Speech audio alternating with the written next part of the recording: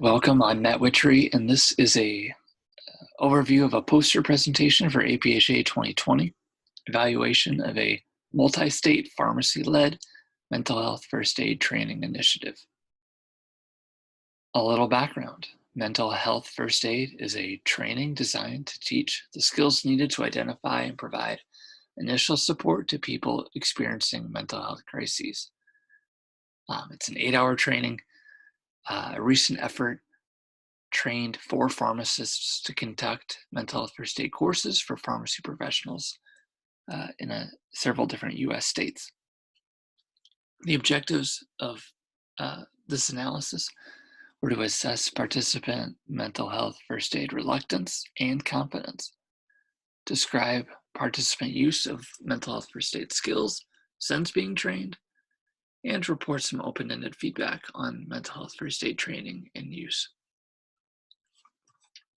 For this project, we used a cross-sectional anonymous electronic survey for the participants, and that included pharmacists, pharmacy faculty, student pharmacists, a few technicians.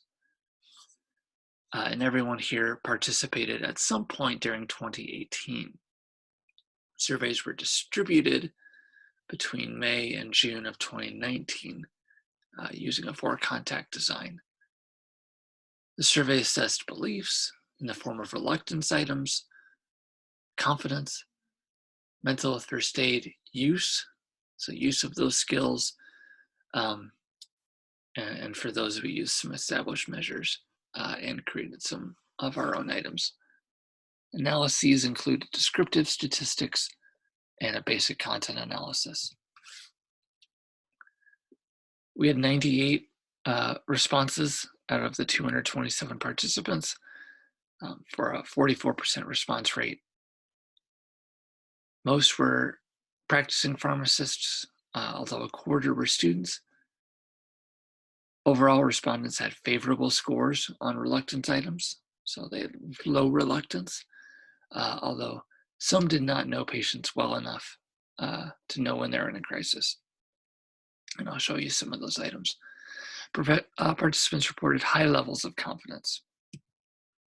So here are the reluctance items. So here, strongly disagreeing means they're have low levels of reluctance. Items like I'm too busy to provide mental health first aid at work. People generally strongly disagree to that. So here's some of the confidence items. So here we want to see strong agreement. That means they're confident. So respondents were certainly confident that they could listen non-judgmentally, offer basic first level information, offer reassurance, and encourage people to seek further help. So since being trained, respondents reported asking someone about their distressed mood almost 80 or 82% of the time, and asking people if they were considering suicide. So this suggests to me that people are using these behaviors in practice. Open-ended responses suggested participants had concerns related to time, privacy, availability of mental health providers in the area, stigma. So a lot of different issues kind of were serving as barriers, even though people were overall pretty confident that they could do this.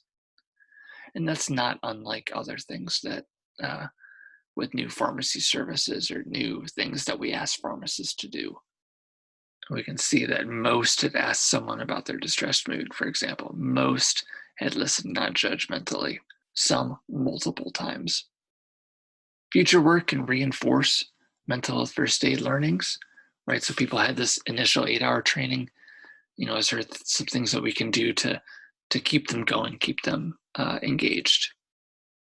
Research is needed to observe actual use of these mental health first aid skills, both in simulation and in real practice. So in conclusion, pharmacy professionals trained in mental health first aid were very confident in their abilities and frequently engaged in activities like asking about suicide and encouraging people in crisis to seek help.